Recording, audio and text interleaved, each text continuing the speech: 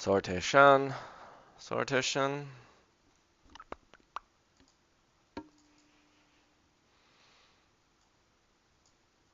Hmm. I guess we're on chapter 4.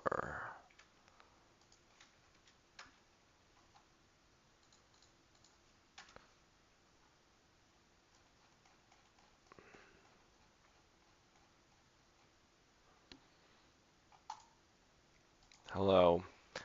Welcome back to the 19th century and Progress and Poverty, chapter 4 of the changes that would be wrought in social organization and social life. We are in our book 9, Effects of the Remedy. Yes, Effects of the Remedy. My name is Max, and I'm a Georgist. I'm recording these readings because my friend John didn't like the free audiobook of Progress and Poverty, and it is my mission to make John a Georgist. I should be reading that should be my opening right there. You listening, John? And anyone else named John? All right, George writes, we are dealing only with general principles. Yes. There are some matters of detail, such as those arising from the division of revenues between local and general governments, upon which application of these principles would come up. But these it is not necessary here to discuss. When once principles are settled, details will be readily adjusted. I don't think I ever mentioned this. After writing these books, he then had a newspaper called The Standard, which was a Georgist newspaper that ran for a while. The Standard. Henry George. Not the most creatively named.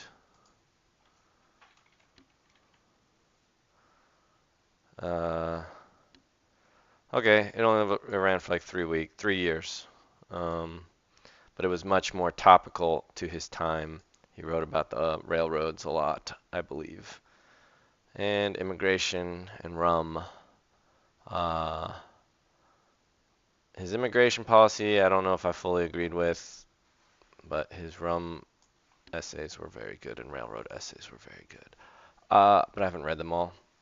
All right, back to Progress and Poverty, where we're not going to worry about the details. We are going with the principles, which there is a kind of assumption that being principled is the way one ought to go.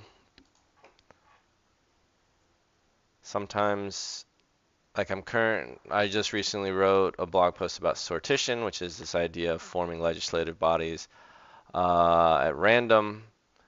And in general, when I'm thinking about electoral reform, voting reform, legislative body formation reform, judicial reform, uh, I mostly do not seek principles. I seek like game theory and incentivization structures, which I don't know, you might want to argue there's a principle somewhere in there. Um, there are plenty of assumptions about the the behavior of the different moral agents acting within these systems, but whereas I don't know when I think about land, there's the two approaches. There is the fundamental morality and justice of every human being getting their fair share of the earth and the idea of sharing being just. And then there is the economic efficiency of disincentivizing speculation, putting land to the highest use. Um, yeah, so I don't know. Not in all, so I'm just saying, not in all categories do I sort of see the principled approach being necessary, but in the land case, I definitely see that principles are uh, important, relevant. I don't know. Anyway, George writes, nor without too much elaboration is it possible to notice all the changes which would be wrought, or would become possible by a change which would readjust the very foundation of society. But to some main features let me call attention. Noticeable among these is the great simplicity which would become possible in government. To collect taxes, to prevent and punish evasions, to check and countercheck revenues drawn from so many distinct sources, now make up probably three-fourths, probably seven-eighths of the business of government. That's a crazy claim. You can only imagine that it's even larger now. Well, I guess we have way more government uh, agencies providing way more services to the public. But yeah. Outside of the preservation of order, the maintenance of the military arm, and the administration of justice. Okay, so he's saying three-fourths or seven-eighths of the business of government outside of order, justice, and military. And it's still very significant. An immense and complicated network of governmental machinery would thus be dispensed with if we were to get rid of all these other taxes and simply do the land tax. Because again, land can't be put into a Swiss bank account. It can't be offshored to the Cayman Islands, wherever the Cayman Islands are. And you don't need to track down the owner. If nobody pays, then the government can just go to the piece of property and put up a sign saying, up for auction. Who wants to move in here and how much land rent are you willing to pay? To the public treasury. In the administration of justice, there would be a like saving of strain. Oh, I will also mention last Saturday, 2 days ago, we had a Los Angeles Georgist meetup with 12 human beings in attendance, most of whom were Georgist, and a few had their Georgist baptism that day. It was very fun. We played the landlord's game. I just wanted to share that with you. But now I'll go back to progress and poverty. Much of the civil business of our courts arises from disputes as to ownership of land. These would cease when the state was virtually edged. I think this will make my typo list. Was virtually edged as the sole owner of land, and all occupiers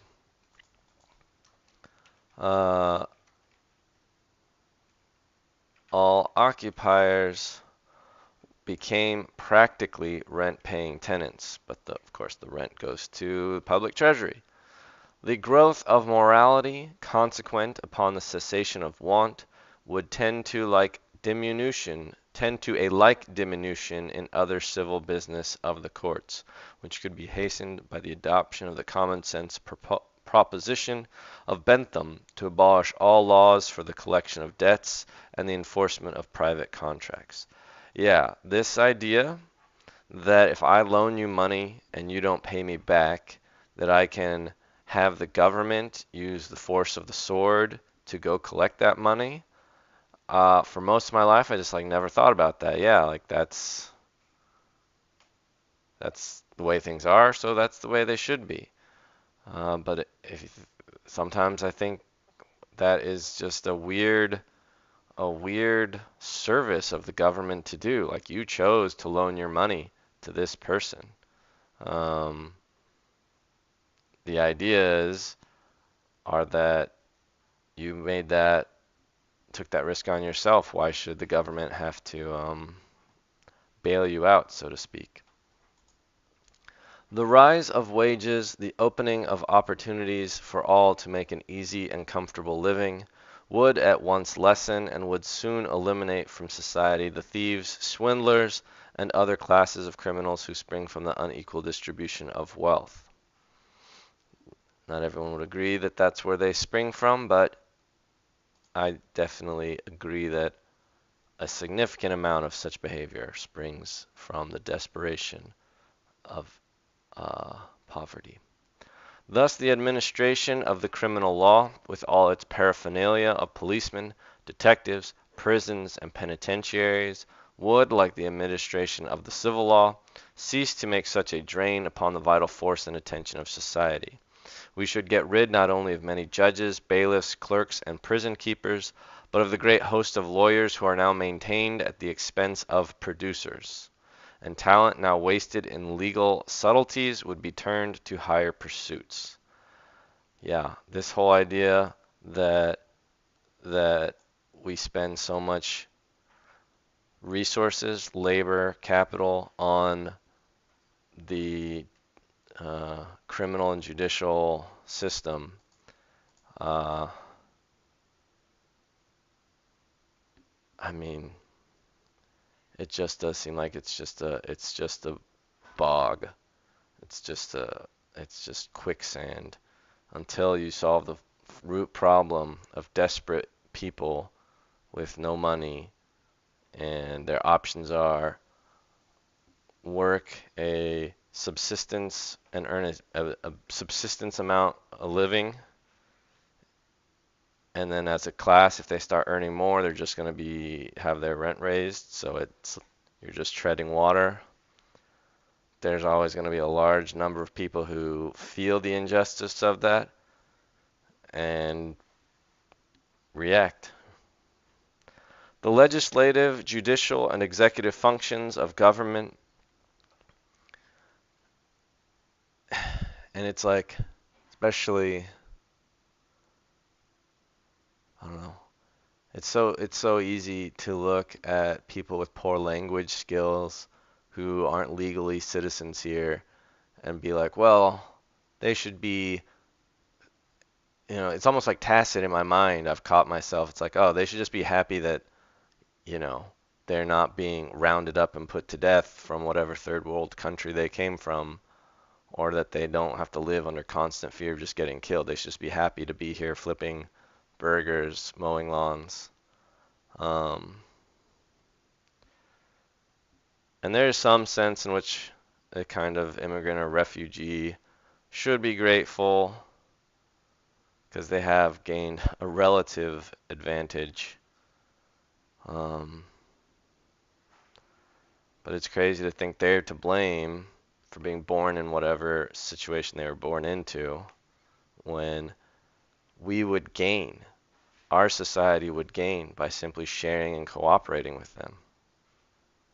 I mean, we gain by extorting them. Some of us gain by extorting them. And then you think of the one idea in America is that, at least their kids are treated with more respect, but only slightly culturally more respect, I guess. But it's a kind of bullshit respect because they're still, for the most part, trapped at the, underneath George's wedge as wage slaves. George continues, nor can I think, okay, we're not, it's a long chapter. Okay. It is the last chapter of this book, but it is a long one. We won't make it through. George continues, nor can I think that the public debts and the standing armies, which are historically the outgrowth of the change from feudal to alloidial tenures. Oh, what is this alloidial? Land ownership without any, yeah, what? I should know this term. I mean, I've read it in this book before, but I didn't remember it. The system of holding land in absolute ownership, alloidial title. Yes. From feudal to alloidial tenures would long remain after the reversion to the old idea that the land of a country is the common right of the people of the country. The former could readily be paid off by a tax, that would not lessen the wages of labor nor check production. The former? Is he talking about feudal tenures?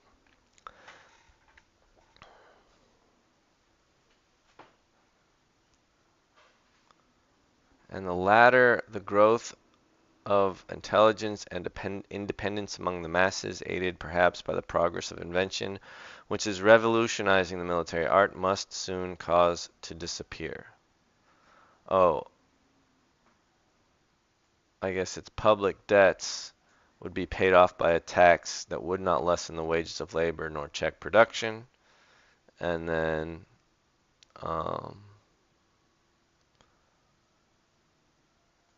or this would be or the first is that legislative judicial would, no, because the first thing he's saying, the former would be by a tax, and that has to make sense. That pairs with the public debts.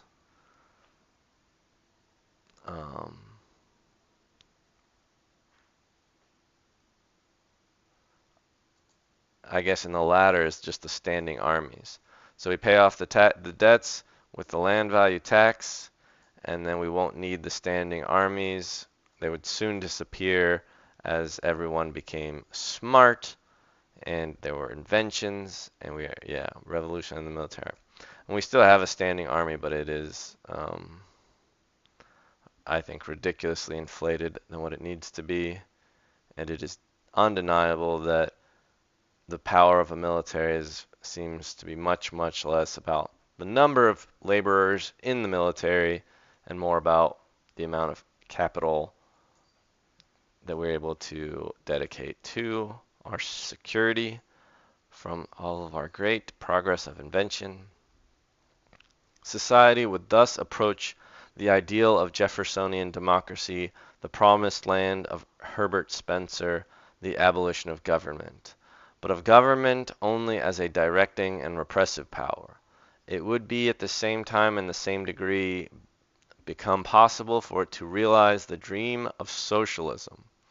All this simplification and abrogation of the present functions of government would make possible the assumption of certain other functions which are now pressing for recognition. George's quotes about socialism is always funny, where he's like, the socialists, the capitalists all called me a socialist, the socialists kick me out and say I'm just a shill for the landlord or for the capitalists. I don't care I don't know what you want to call me. But the dream and the goals of socialism of every individual being able to determine their own destiny and being, safe and having money, he supports or he believes can be achieved through Georgism. Well, through the single land value tax. He was George. Government could take upon itself the transmission of messages by telegraph as well as by mail, of building and operating railroads as well as of opening and maintaining common roads. Yeah, I mean, these things are interesting where it's like, oh, the arguments that George makes, and George is kind of, oh, it's these natural monopolies because they use the land in these certain ways. Yet it sure seems to me that it's like would be better for the market to handle mail delivery. However, the mail delivery and package delivery, for instance, is dependent on all of the common roads. So I can see a more clear argument for simply the transit and like the right of access being the role of government. However,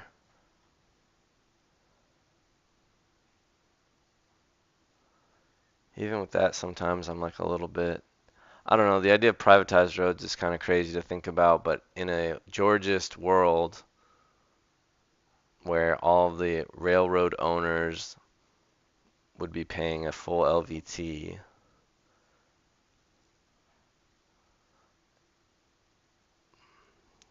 I really wonder what form that would take. You hear about other transit systems in other countries where all of the sort of windfall gains and wealth generated by being near the railroads is taxed or collected and given back to the community. I don't know too much about this stuff though. With present functions so simplified and reduced, functions such as these could be assumed without danger or strain, and would be under the supervision of public attention, which is now distracted. Yeah, I mean,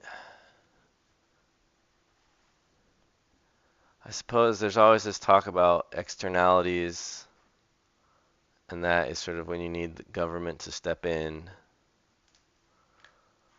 Um, and that, it's like if the governments are in charge of the roads, then they should also be in charge of, the safety of people when traveling on those roads. Just like if I'm in charge of this piece of land and you come here, I'm liable for your safety on this piece of land. So if you were to privatize roads, then that person who is, has the exclusive use of that land and is choosing to run a business of road usage, it would be sort of incumbent upon them, or I guess liability would fall on them for whenever cars on their roads ran over pedestrians on their roads.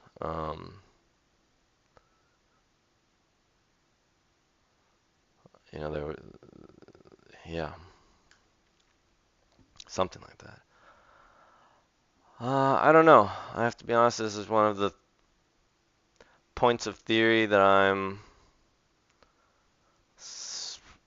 not super confident where I fall.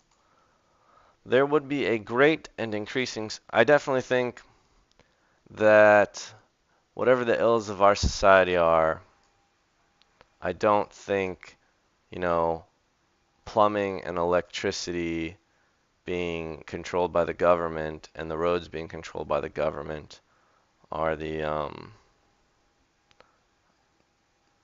biggest sinners. I know that if you read some of I definitely think that there's a lot of influence exerted on government to build certain kinds of transit downstream of single-family homeowners and people wanting to protect their property values and be landlords. And then I also think I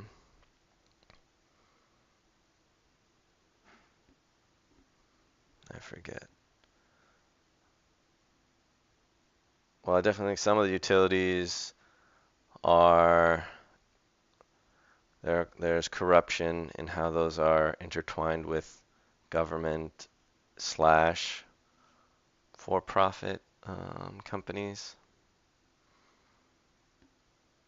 And then I definitely think that all of the parking and car-centric infrastructure, well, again, that's like downstream of landlordism, but free parking is this like analog to like throwing out loaves of bread at the Colosseum to make the plebeians think that their rulers were kind and generous. You have all these desperate renters, and then the government's like, okay, well, we'll give some of you guys who have cars all this free extra space. And who cares about the people who don't even own cars? Anyway, all right, let's finish this paragraph. There would be a great and increasing surplus revenue from the taxation of land values, for material progress which would go on with greatly accelerated rapidity would tend constantly to increase rent. This revenue arising from the common property could be established to the common benefit, as were the revenues of Sparta. We might not establish public tables, they would be unnecessary, but we could establish public baths, museums, libraries, gardens, lecture rooms, music and dancing, balls, theaters, universities, technical schools, shooting galleries, playgrounds, gymnasiums, etc. Heat, light, and motive power, as well as water, might be conducted through our streets at public expense, our roads be lined with fruits, discoverers and inventors rewarded, scientific investigations supported, and in 1,000 ways the public revenues made to foster efforts for the public benefit. We should reach the ideal of the socialist, but not through government repression. Government would change its character and would become the administration of a great cooperative society. It would become merely the agency by which the common property was administered for the common benefit. I hear of all these public works, and when you're playing a video game, it all seems nice. And maybe after you establish the LVT, there would just be a lot less corruption in government and inefficiencies in government, I guess, but it's hard to see how the I mean, I think a lot of the government inefficiencies don't stem from actually the land monopoly. It stems from just a not acknowledging, as George so often does do, that men seek to fulfill their desires with the least amount of exertion, and the profit motive and the price signaling of the market, which is just humans freely communicating with one another their wants and needs and what they're willing to trade. Um, I don't know. I just see all of these things and I just feel like it would be like 10% good, 90% or 60% done poorly, and 30% somebody would just be pocketing a bunch of money. I think universities and technical schools run by the government have not worked out. Um, I don't know, but I mean, I think some like playgrounds and gyms are better than nothing. Although, I mean, yeah, I don't know. I'm conflicted about all this stuff. Like libraries did seem great. Nowadays, I'm not so sure if they're just sort of vestigial. I still love some museums, but nobody cares about like nobody does cares about public baths. Like how does this stuff get decided? Who decides it? And then how's it gotten rid of? Like yeah, I don't know. All right, well, with that unsatisfying conclusion, I depart. Bye bye.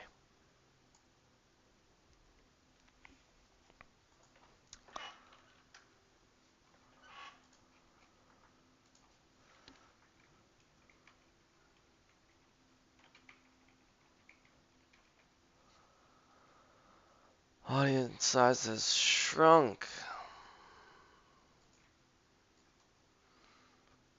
What a bummer. This is episode 96.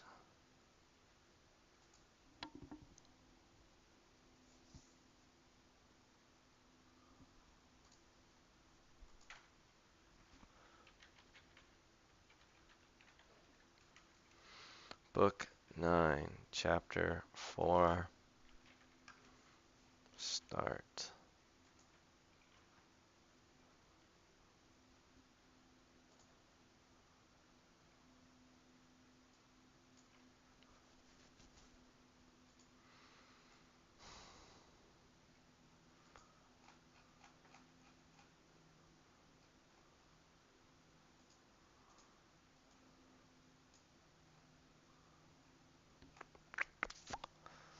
LVT would reduce the size of government.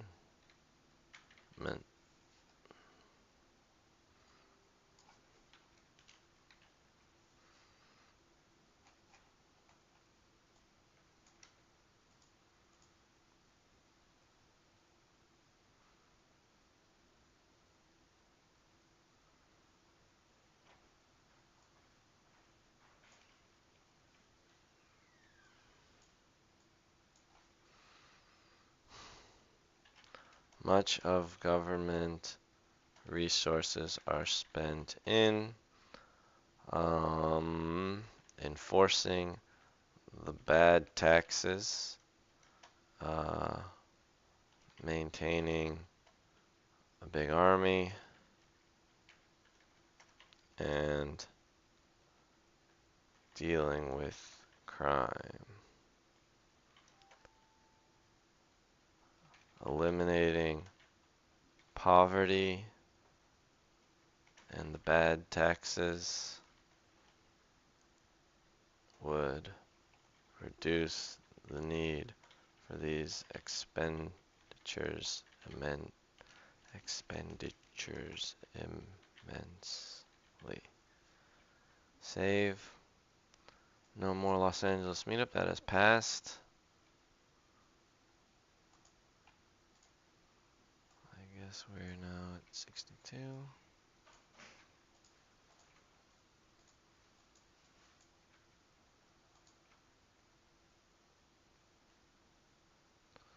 How do you government?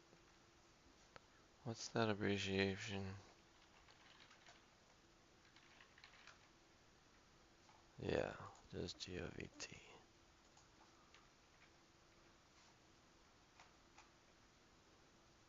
No. 196.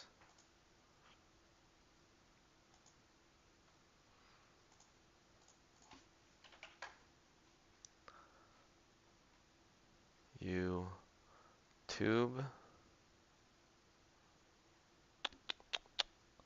Oh, I'm live. Switch account.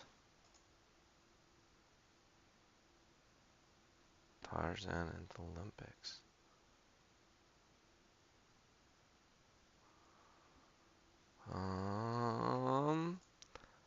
Upload video.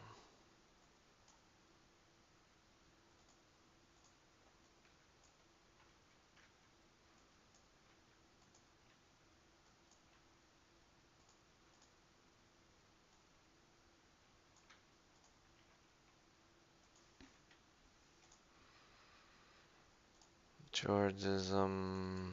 Progress and poverty. No. Done. Show more. No. Oh, I need to.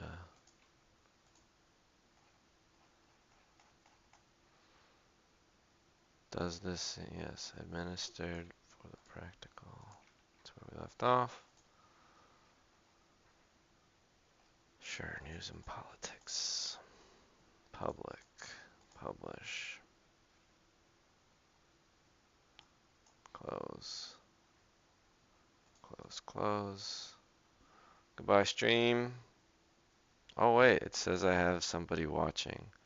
Well, hello, person watching. Do you have any questions? Do you have any comments? I won't leave quite yet. Oh, they're gone. Darn.